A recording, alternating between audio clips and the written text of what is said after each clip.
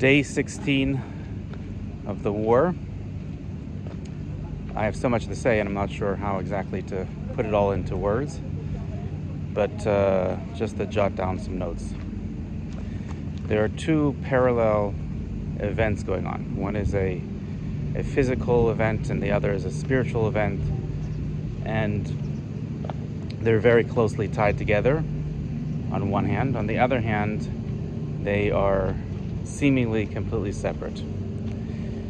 On a spiritual level, we have been hit, and on a physical level, we've been hit. 16 days ago, a terrible Chilul Hashem, desecration of God's name, occurred. And that Chilul Hashem happens when there is death. Any death in the world is a Chilul Hashem. By definition, we're not supposed to have death in the world. And whether a person dies at the ripe age of 100 or dies as an infant, death is not something that we're supposed to have. That in itself is a desecration of God's name. Above and beyond that, when Jews are murdered by our enemies, that creates even more of a Chilul Hashem. Meaning, the world, the physical world, looks and sees God's nation as is written in the Torah, and they say, this is your God and this is his people and this is what happens to them. What a complete desecration of God's name. Now we have an opportunity to correct that. We had an opportunity maybe to correct that. As soon as there was this complete desecration, we could have immediately responded, which would have somewhat negated the desecration. But instead, we've decided to wait. Every day that goes by is compounding that desecration of God's name. Every single day that goes by that we have not completely wiped our enemies off the map, every day that goes by that there are hundreds of bodies that are laying here waiting to be buried, is a complete desecration of God's name.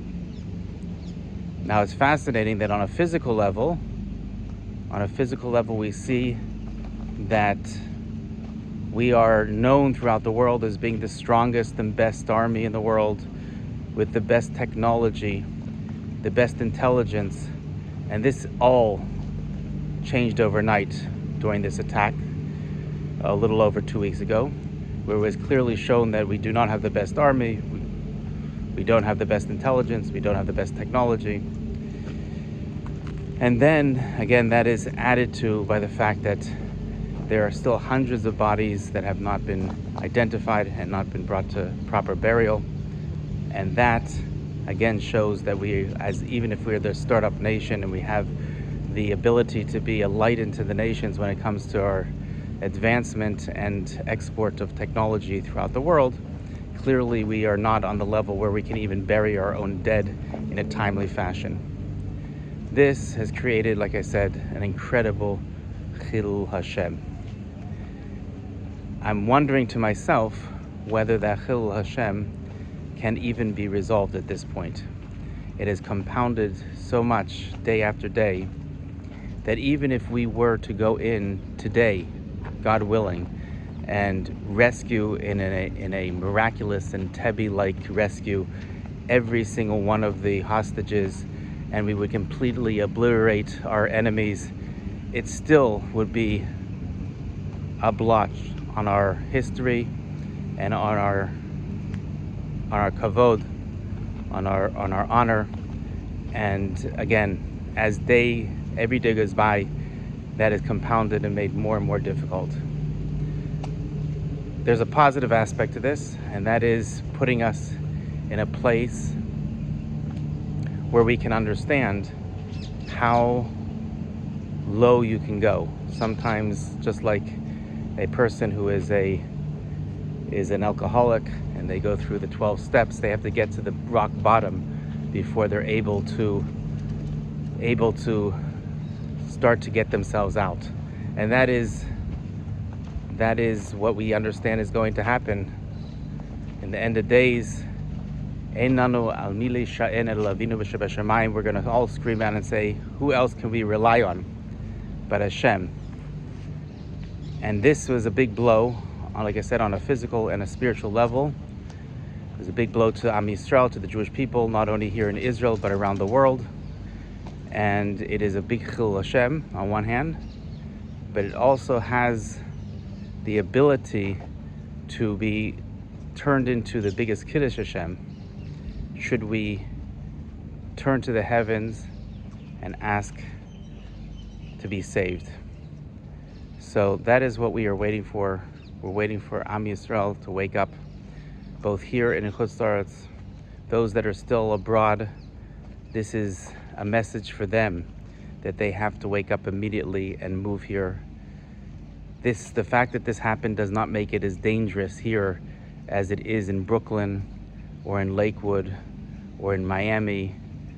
The danger for the Jewish people is much greater there, and the Chilul Hashem, the desecration of God's name, as Yechezkel says in his Nevuah, is much greater when the nations will turn and say, how can it be that this is God's nation and this is what God does, that he brings them back to their land and they decide to remain in exile?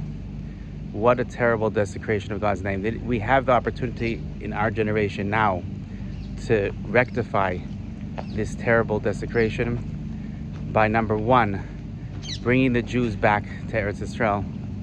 Number two, making sure that we